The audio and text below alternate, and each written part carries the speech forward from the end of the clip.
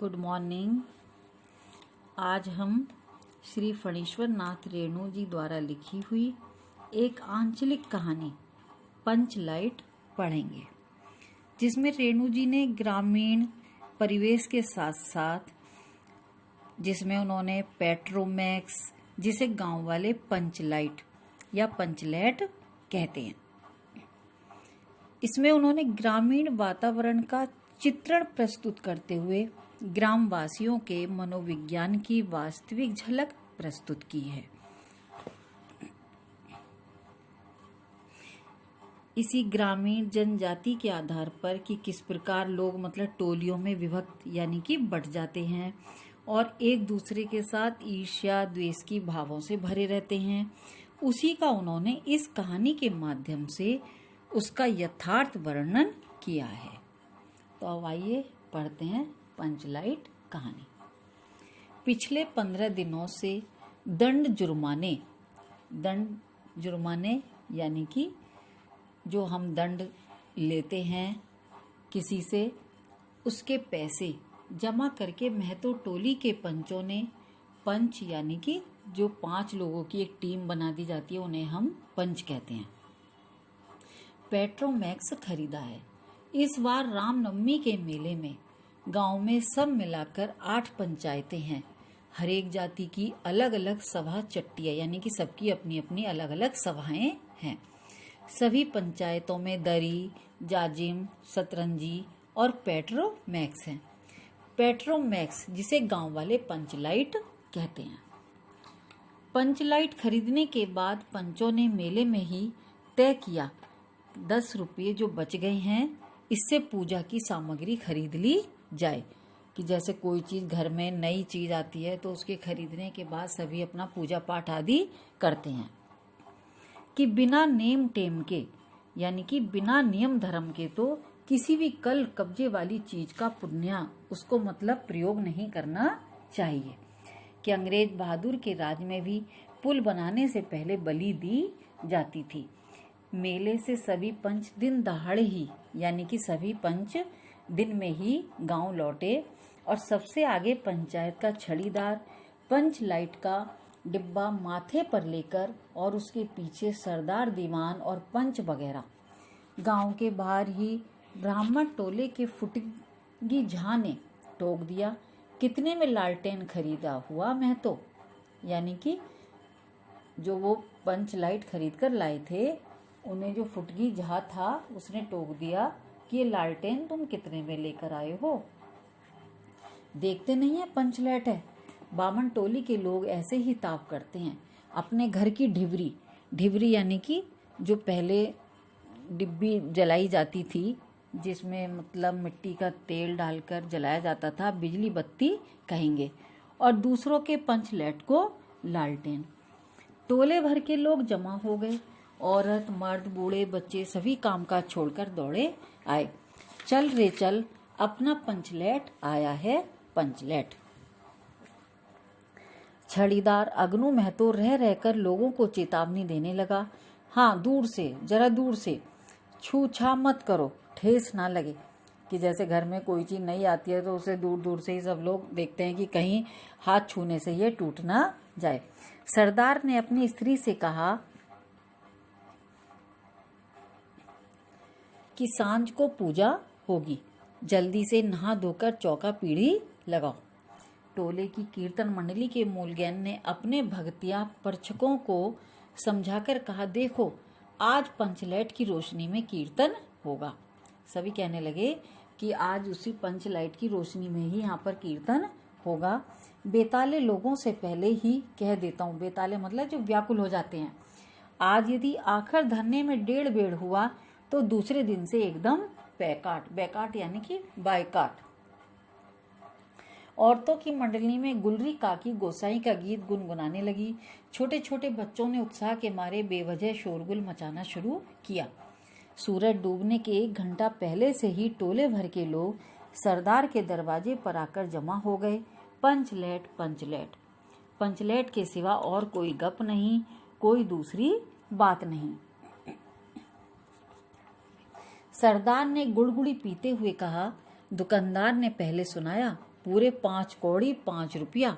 मैंने कहा कि दुकानदार साहेब, यह मत समझिए कि हम लोग एकदम देहाती हैं, कि हम गांव के रहने वाले हैं, बहुत बहुत पंचलेट देखा है।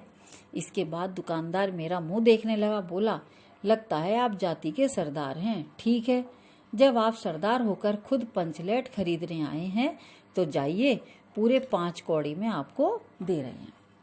दीवान जी ने कहा, अलबत्ता, चेहरा परखने वाला दुकानदार है।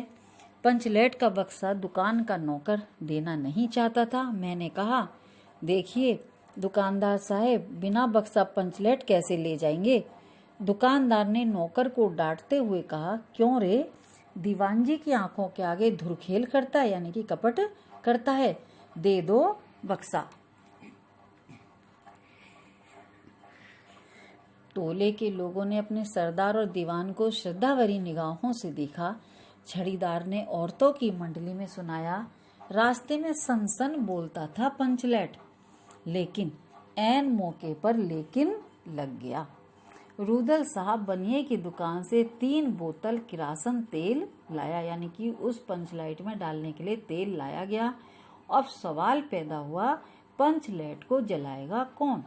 यानी कि मैं तो टोली के लोग पंचलाइट तो खरीद लाए थे, लेकिन उनमें जलाना किसी को भी नहीं आता था। यह बात पहले किसी के दिमाग में नहीं आई थी कि पंचलेट खरीदने के पहले किसी ने न सोचा, खरीदने के बाद भी नहीं। अब पूजा की सामग्री चौक पर सजी हुई है, कीर्तनिया लोग ढोल कर ताल खोल कर बैठे हैं और पंचलेट पड़ा हुआ है, यानी कि सब तैयारियां उनकी हो चुकी थी, लेकिन पंचलाइट जलाने वाला कोई नहीं था। गांव वालों ने आज तक कोई ऐसी चीज नहीं खरीदी जिसमें जलाने बुझाने का झंझट हो। कहावत है न कि भाई रे, गाय लूं तो दुहे कौन, लो मजा। अब इस कल कब्जे वाली चीज को कौन बाले, बाले यानी कि जलाना। यह बात नहीं कि गांव भर में कोई पंचलेट बालने वाला नहीं, हर एक पंचायत में पंचलेट है, उसके जलाने वाले जानकार हैं। लेकिन सवाल है कि पहली बार नेम टेम करके, शुभ लाभ करके दूसरी पंचायत के आदमी की मदद से पंचलेट जलेगा। यानी कि मैं तो टोली के लोग ये भी नहीं चाहते थे कि हमारा पंचलाइट किसी दूसरी टोली वाले लोग जलाएं। इससे तो अच्छा है पंचलेट पड़ा रहे जिंदगी भर, ताना कौन सहे। बात बात में दूसरे टोले के लोग कूट करेंगे, तुम लोगों का पंचलेट पहली बार दूसरे के हाथ से। ना, पंचायत की इज्जत का सवाल है, दूसरे टोलों के लोगों से मत कहिए। चारों ओर उदासी छा गई, अंधेरा बढ़ने लगा। किसी ने अपने घर में आज ढिबरी भी नहीं जलाई थी कि आज पंचलेट के सामने ढिबरी कौन बालता। सब किए कराए पर पानी फिर रहा था। सरदार, दीवान और छड़ीदार के मुंह में बोली नहीं, कि जो उनके सरदार थे, दीवान थे, छड़ीदार थे, किसी के मुंह से कोई भी बोल नहीं निकलता था। पंचों के चेहरे उतर गए। किसी ने दबी हुई आवाज में कहा, कल कब्जे वाली चीज का नखरा बहुत बड़ा होता है। एक नौजवान ने आकर सूचना दी, राजपूत टोली के लोग हंसते हंसते पागल हो रहे हैं। कहते हैं कान पकड़कर पंचलेट के सामने 5 बार उठो बैठो तो तुरंत जलने लगेगा।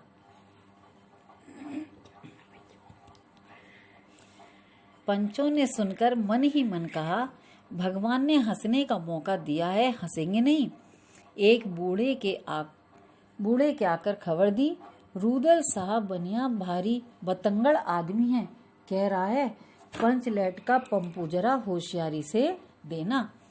गुलरी काकी की बेटी मुनरी के मुंह में बार बार एक बात आकर मन में लौट जाती है। वह कैसे बोले?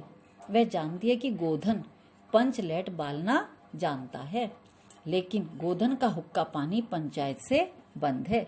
मुंडी की माँ ने पंचायत से फरियाद की थी कि गोधन रोज उसकी बेटी को देखकर सलम सलम वाला सलीमा का गीत गाता है कि हम तुमसे मोहब्बत करके सलम।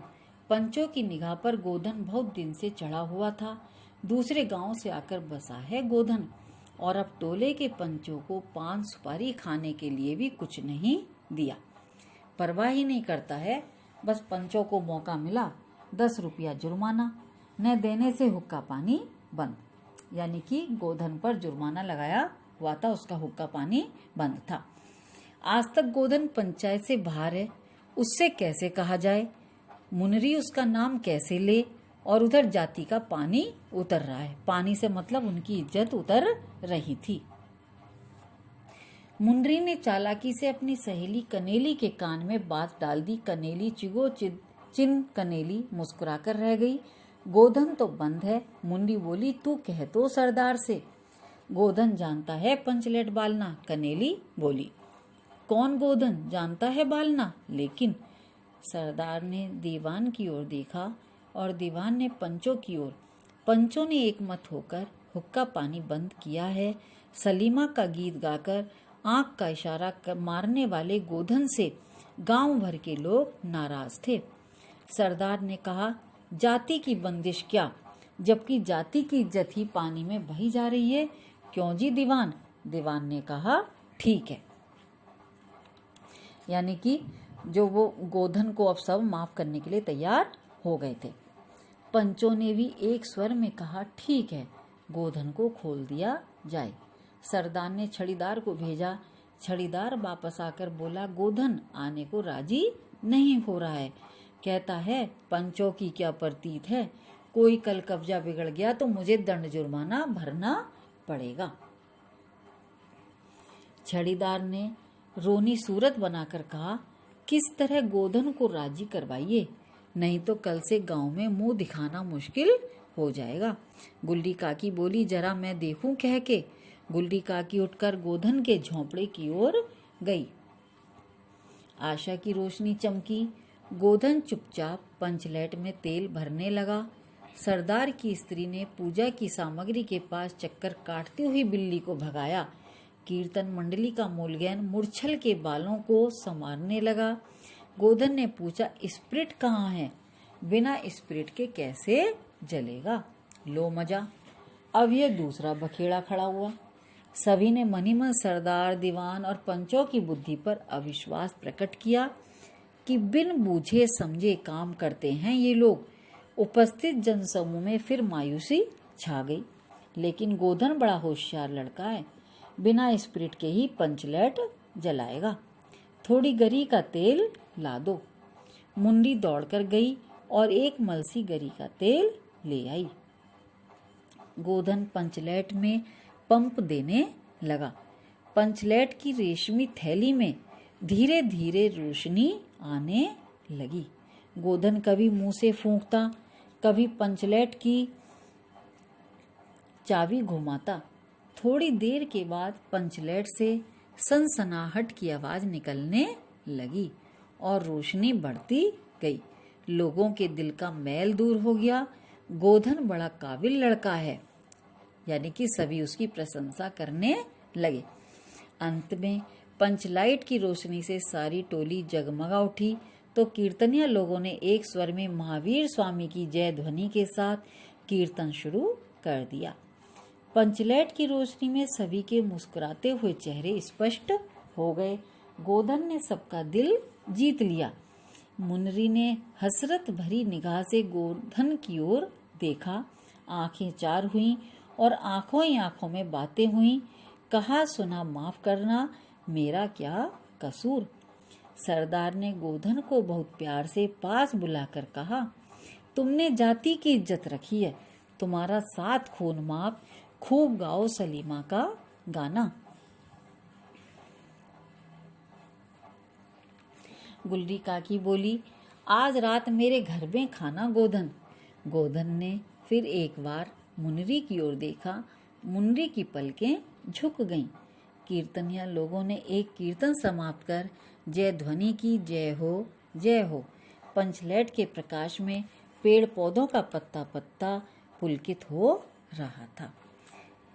हाँ तो बच्चों, इस कहानी में कहानीकार ने ग्रामीण अंचल होता है मतलब जैसे किसी भी ग्रामीण क्षेत्र की वहाँ के रीति रिवाजों, अंधविश्वासों और रूढ़ियों का उन्होंने विशेष चित्रण किया है। उसका पूजन, कीर्तन, प्रसाद वितरण इसी अंधविश्वास का परिचायक है, जिसमें इस कहानी आंचलिकता के आधार पर